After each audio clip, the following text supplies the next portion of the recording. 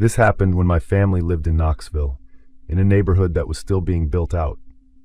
There were finished streets with nice houses, but a few roads over there would be empty lots with construction equipment sitting around for months. My parents bought that house when I was in elementary school. It wasn't huge, but compared to the townhouse we'd lived in before, it felt enormous to me. My younger brother and I each had our own rooms upstairs, which was a pretty big deal back then because we'd shared one before. My parents' bedroom was downstairs, along with the kitchen and living room, so once everyone went to bed, the second floor felt surprisingly separate from the rest of the house. I wasn't one of those kids who got into trouble much. I spent most afternoons doing homework right after school because my mom wouldn't let me watch TV until it was finished. That rule probably helped more than I appreciated at the time. After homework, I'd either read, play on our old family computer in the little office downstairs, or go outside until dinner. My brother was the complete opposite. He couldn't sit still for more than 10 minutes and was always coming home with scraped knees or ripped shirts from climbing somewhere he shouldn't have. My dad worked. His hours were pretty regular except during storms when lights would go out all over town. My mom worked too. Neither of them had jobs that followed them home, which I didn't realize was kind of nice until I got older and started hearing about people answering work emails all evening. People knew each other well enough to wave from driveways. Kids rode bikes until it got dark in the summer. Every now and then somebody's dog would get loose. And the neighborhood Facebook page didn't exist yet, so everyone would just walk around asking if anyone had seen it. Around the time this happened, school had just let out like 2 weeks earlier. My brother had already started sleeping until almost noon every day, while I still woke up early because I couldn't seem to break the school schedule. I remember spending a lot of mornings upstairs in my room with the windows open because Tennessee summers weren't unbearable first thing in the morning yet. My room faced the side of the house instead of the street. If I leaned toward the window, I could see our neighbor's backyard and a small stretch of woods farther back. I wasn't especially social back then. I had friends, but I was perfectly happy spending a day by myself. My best friend Lily lived about 15 minutes away, so we mostly saw each other during school or if one of our parents arranged it ahead of time. One thing I remember really clearly from that summer was how much time my parents spent fixing little things around the house.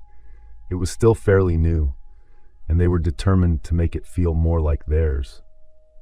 Every weekend there seemed to be another small project. One of those projects actually involved the roof. A few shingles had lifted after a storm earlier in the spring, and a roofing company came out to replace them. I only remember that because my brother spent half the afternoon standing in the driveway watching the workers climb around like it was the coolest thing he'd ever seen. After they finished, I don't remember anyone ever mentioning the roof again. As far as we knew, there wasn't anything wrong with it. It was a weekday because my dad was at work and my mom wouldn't be home until around 5. My brother had gone to a friend's house after lunch, which left me home alone for a couple of hours. That wasn't unusual anymore. I was old enough that my parents trusted me to stay by myself as long as I locked the doors and didn't answer them for strangers. After eating, I carried a glass of iced tea upstairs because I wanted to finish a book I'd borrowed from the school library before it was due back. Our upstairs hallway was simple. My room was on one side, my brother's across from it, and the bathroom at the end. You could hear almost everything happening downstairs because the staircase opened right into the living room. That afternoon, the house was quiet. I think I'd been reading for 30 or 40 minutes when I heard what sounded like a dull thump above me. I waited a few seconds, heard nothing else, and went back to reading. Another sound came. This one lasted longer. It sounded like several footsteps moving across the roof. I remember stopping to think about it because squirrels usually sound lighter and quicker. This sounded heavier than an animal. I got up and walked into the hallway because I thought it would be easier to hear from there. This time it wasn't directly over my room. It sounded like whoever it was had moved farther toward the front of the house. I wondered if one of the neighbors was somehow on our roof doing something. That didn't make much sense. I walked downstairs first because my initial thought was to look out the front door window. I checked. Nothing. Everything outside looked normal. Before I even started back upstairs, I heard it again. Only this time it wasn't walking. Someone running. Footsteps came one after another across the roof. Our house was 2 stories tall, and the roofline wasn't something a person could just climb onto from the ground. I went back upstairs because the window in my room gave me a better view of one side of the roof than anything downstairs. I wasn't expecting to see anyone. I mainly wanted to prove to myself that there wasn't anything there. When I got to my room, I remember moving the curtain aside and leaning close to the glass. From that angle, I could see part of the roof over the front porch and a section that sloped toward our driveway. Something moved so quickly that my brain didn't process it right away. A person. He came over the edge of the roof head first. Not climbing. He literally fell over the edge. I realized he wasn't wearing any clothes. He was completely naked. That image is still unbelievably clear in my head because it made so little sense that I remember staring instead of reacting. He hit the ground hard enough that I expected him to stay there. He rolled onto one shoulder immediately. It looked painful. His legs sort of tangled underneath him before he pushed himself upright. I remember seeing him stumble once, like his knee almost gave out, but then he caught himself. The whole thing probably lasted like 4 seconds. It was fast enough that I didn't even think to scream until he was already on his feet. He never looked toward my window. At least, I don't think he did. His head stayed down like he was focused on getting away from the house more than anything else. He took off running across our side yard toward the woods behind the neighborhood. I can still picture how strange it looked because he wasn't carrying anything and obviously wasn't wearing anything either. It was broad daylight, maybe a little after 3 in the afternoon, and there was just this completely naked man sprinting across the grass like someone was chasing him. I called my mom. I don't remember whether she told me to call 911 or if she did it herself afterward. Our side yard had mostly grass with one small flower bed near the corner of the house. The grass was flattened in one area and a couple of the plants had been crushed. That was about it. My dad also walked around looking for a ladder because he couldn't figure out how someone would have gotten onto the roof. There wasn't one. None of our neighbors remembered seeing anyone carrying one either. As far as I remember, they looked around the wooded area behind the subdivision for a while. Before that happened, we were the kind of family that sometimes forgot to lock the back door until bedtime. Afterward, Dad checked everything. My brother was disappointed that he'd missed everything. That's such a younger sibling reaction. For weeks, he'd ask me to tell the story again because he thought it sounded exciting. I remember getting irritated with him because it didn't feel exciting to me. It just felt confusing. He eventually stopped asking after my mom told him to leave it alone. Years later, when we were both adults, he admitted he used to lie awake wondering if someone was going to end up on the roof again. I never knew he'd been thinking about it too. If it had happened repeatedly, you could start building theories around it. Instead, there was just this one completely bizarre event that never connected to anything else. As an adult, I've gone through every explanation I can think of. Maybe someone was under the influence of drugs and somehow climbed onto the roof from a nearby tree, although there weren't really any branches close enough to make that easy. Maybe he'd been hiding somewhere and panicked. Maybe he came from a neighboring roof, but the houses weren't close enough together for that to seem likely. I've wondered if he was running from someone. I've wondered if he had a severe mental health crisis. I've wondered if he was injured before he fell and adrenaline just kept him moving, and how he ended up naked on top of a 2-story house in the middle of the afternoon. My mom still remembers the phone call. She says she knew from my voice that something had genuinely scared me because I wasn't crying. I was talking so fast I couldn't finish a sentence. I never saw him touch a window. I never saw him look inside. For all I know, he didn't even realize I was watching him. Whatever he was doing on that roof seemed to end the moment he lost his footing. I was living in Pennsylvania. The house belonged to my aunt originally, and when she moved into an assisted living place, my parents helped me rent it cheap because I was trying to save money. I had graduated a couple years earlier, worked a few different jobs that never really went anywhere, and eventually settled into maintenance work. The backyard was bigger than you'd expect for that area. There was a chain link fence that ran around most of it except the very back, where it just kind of opened into a patch of woods that connected to an old cemetery. You may ask why anyone would buy a house next to a cemetery, but it wasn't as strange as it sounds. The cemetery wasn't active anymore. It had technically been closed for decades. My dad used to take me with him to clean my grandparents' graves every Memorial Day, and I guess after doing that for years, they just felt like quiet places. I never believed ghost stories. I still don't think every strange thing automatically has a supernatural explanation. Most evenings after work, I'd end up outside in the backyard.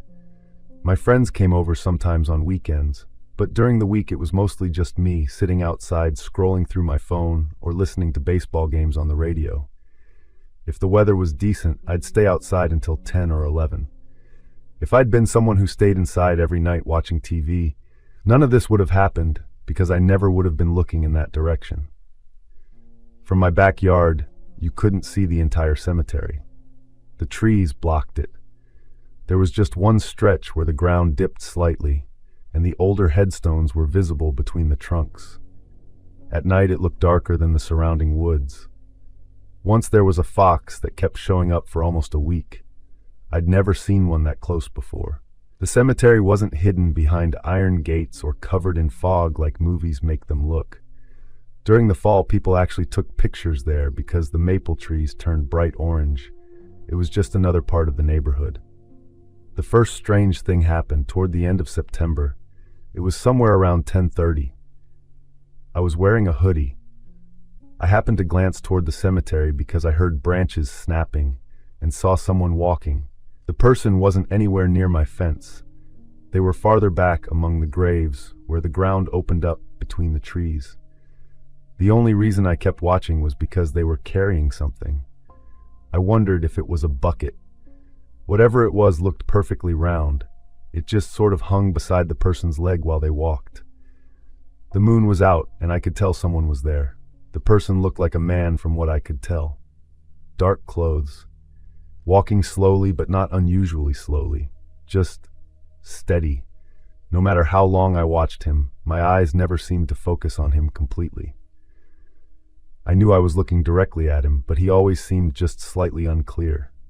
Like every time I thought I had a good look at him, I'd realize I couldn't actually describe his face. He stayed between the older graves. After maybe a minute, I lost interest. I picked up my empty soda can, unlocked the back door, and went inside. I rinsed the can out because I usually recycled them, turned around, and for whatever reason looked back out through the kitchen window. The cemetery was empty.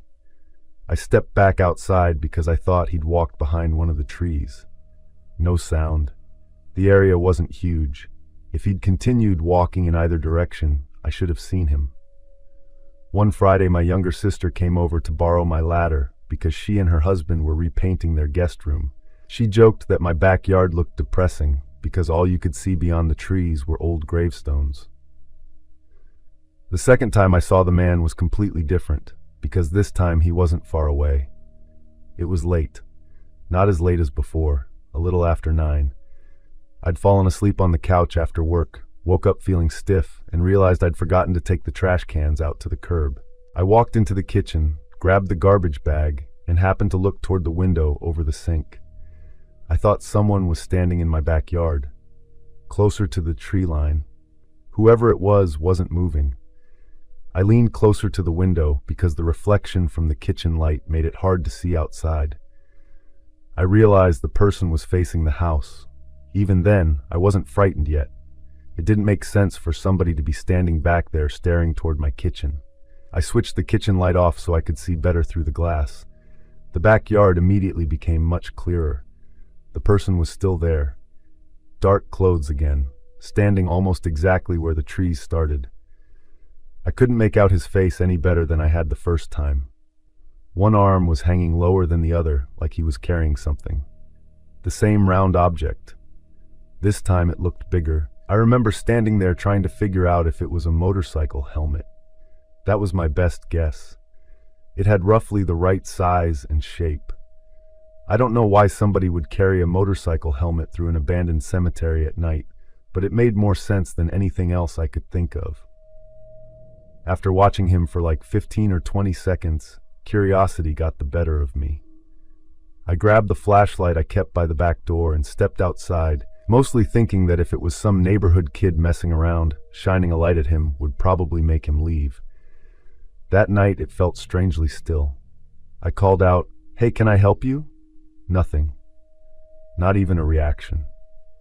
He remained standing there. At that point, I still thought it was someone intoxicated or somebody who had wandered over from another street. I started walking across the yard, mostly because I wanted to know who was standing on the edge of my property. The closer I got, the more I noticed the object hanging from his hand.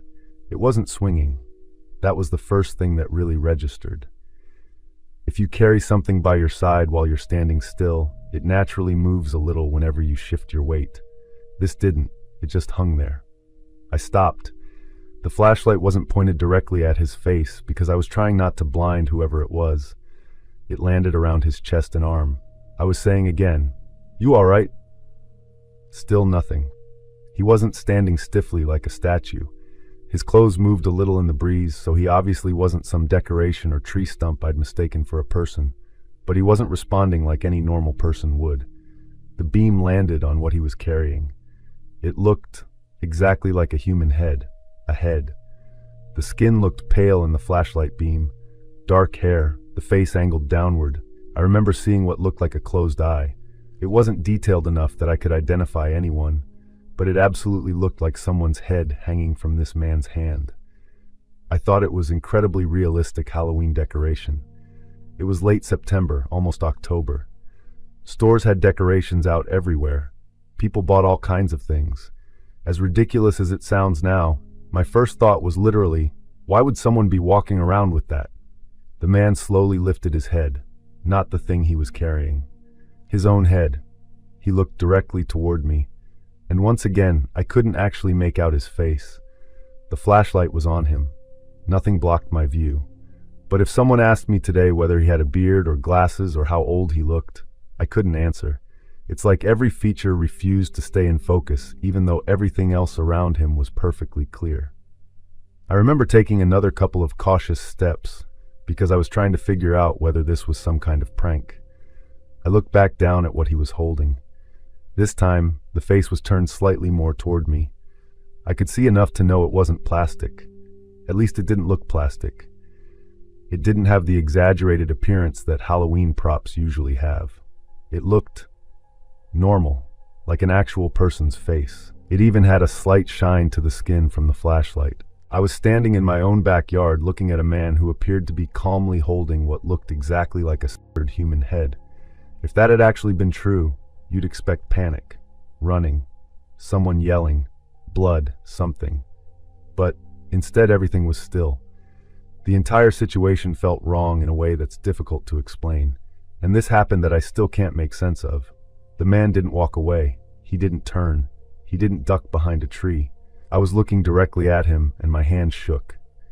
Then he wasn't there. There wasn't enough time. Even if he'd sprinted into the woods, I should have seen movement. That was when I finally got scared. The kind of fear where your body decides you're done with whatever you're doing. I backed away without taking my eyes off the tree line until I reached the patio. Once I got inside, I locked both doors, closed every blind in the house, and spent probably an hour walking from one window to another looking outside. I didn't sleep. For the next few days, I avoided looking toward the woods. I kept the kitchen blinds closed. I started sleeping badly. At first, it was just waking up around 3 or 4 in the morning for no reason. Then it became harder to fall asleep. I'd lie there feeling completely exhausted but unable to relax. The best way I can describe it is that I constantly felt like someone else was in the room. There was this persistent sensation that I wasn't alone. It wasn't even always frightening. Sometimes it was just heavy, like the room somehow contained another presence that wasn't visible. Even lying in bed, I'd sometimes feel as if somebody had just sat down near my feet without the mattress actually moving. I'd find myself opening my eyes just to reassure myself the room was empty. Of course it always was. My appetite disappeared. That surprised me more than anything because I'd always been the kind of person who ate whenever food was available.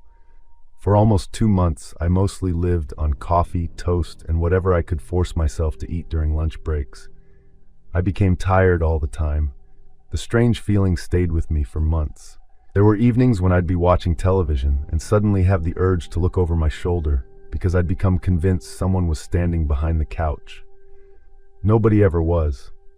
Sometimes I'd be in the shower and feel like someone was waiting outside the bathroom door. Again, nobody.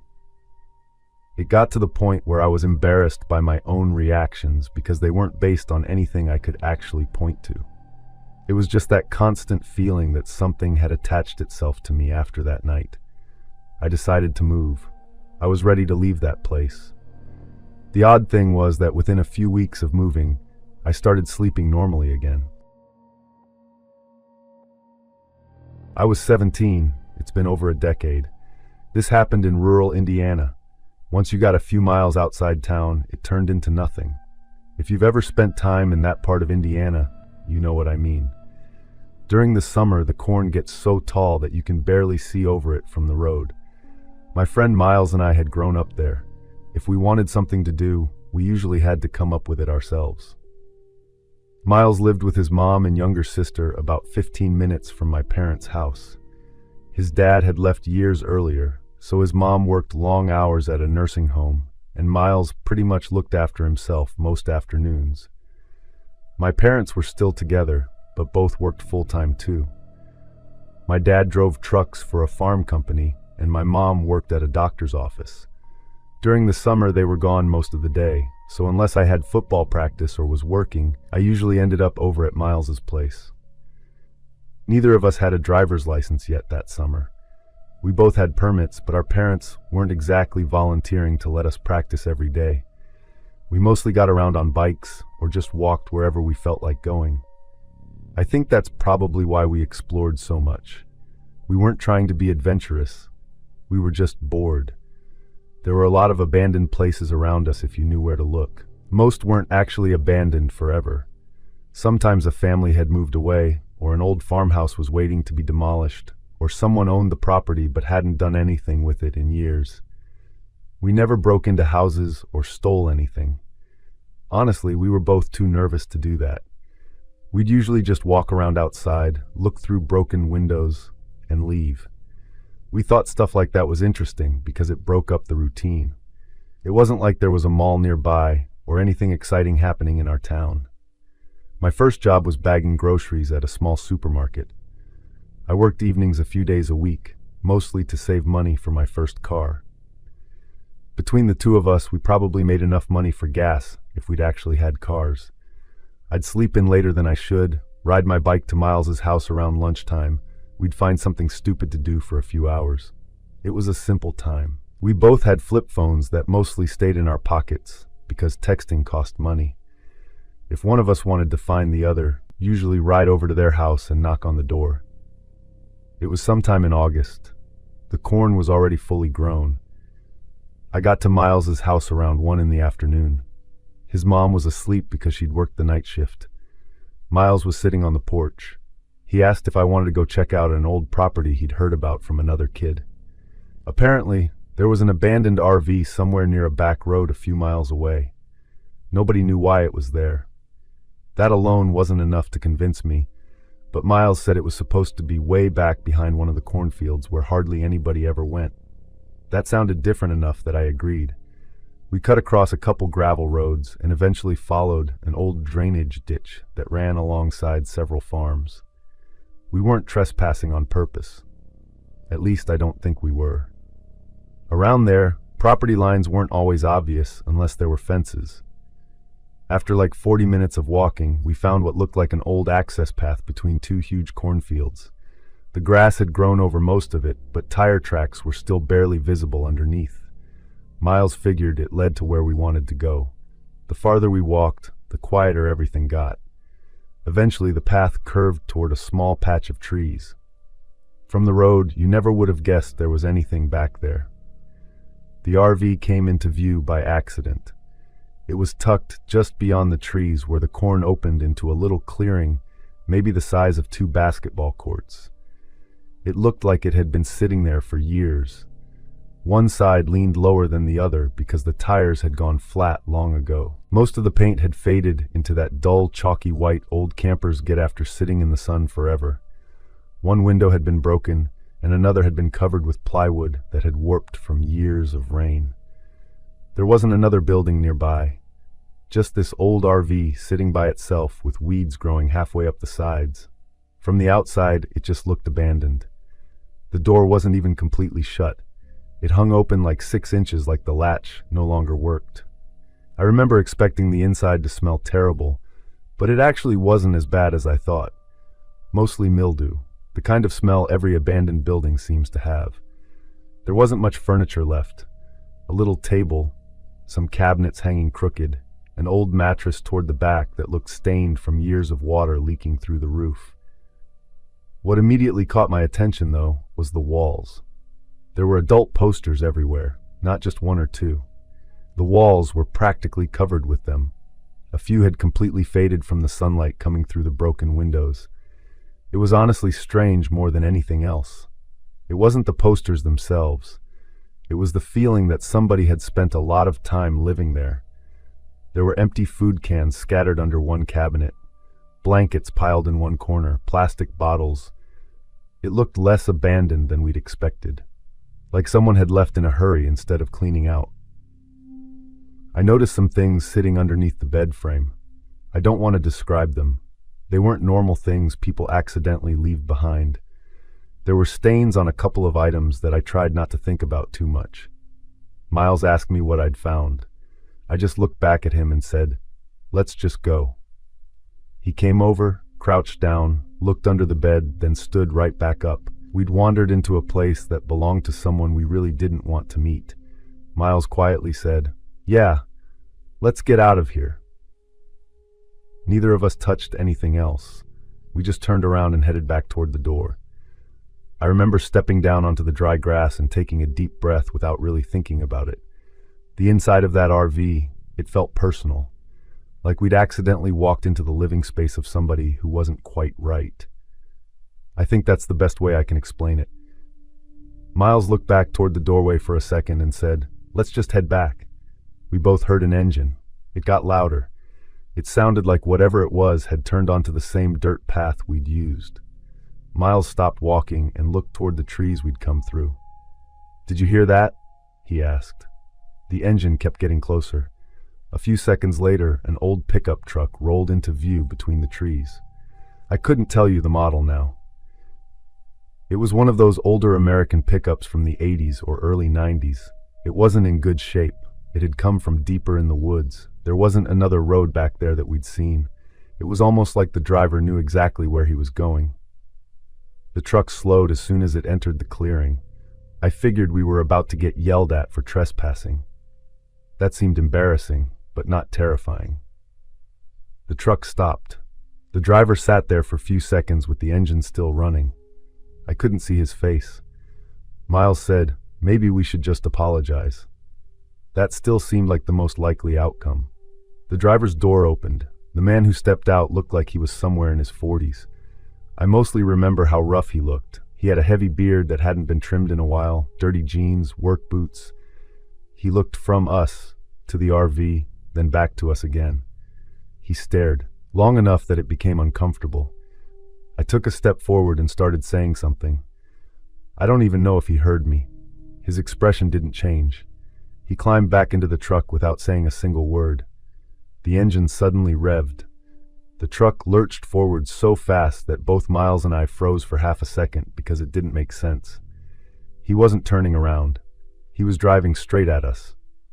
I remember Miles yelling my name. I don't remember consciously deciding to run.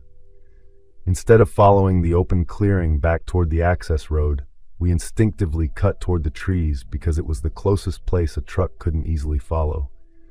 The pickup bounced across the uneven ground behind us, When I glanced over my shoulder, it was still coming. There wasn't any question in my mind anymore that he was trying to hit us. He missed Miles by what couldn't have been more than a few feet. Close enough that Miles stumbled trying to get farther into the trees.